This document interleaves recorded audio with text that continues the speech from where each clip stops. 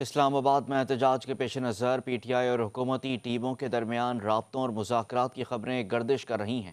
ذرائع کے مطابق رانا ثناء اللہ، محسن نقوی اور ایک اعلیٰ سیاسی شخصیت کے پی ٹی آئی سے رابطے ہوئے ہیں۔ حکومتی وفد میں شامل ایک شخصیت نے وزیر اعظم سے بھی مذاکرات پر مشاورت کی۔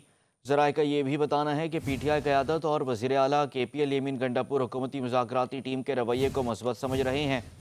بیرسٹر گوہر کی جانب سے الیمین گنڈاپور کو مذاکرات کا مکمل اختیار دیا گیا۔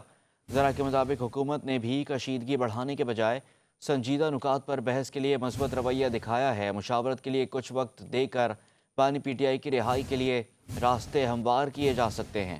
باخبر ذرائع کے مطابق مشاورتی ٹیم اڈیالہ جا کر رہائی کی کوششوں اور حکومت سے انگیجمنٹ کے راستے بتائے گی۔ مذاکرات ہوتے ہیں تو رہائی کے فوری مطالبے کے بجائے مزید آپشنز پر بھی بات کے امکانات ہیں۔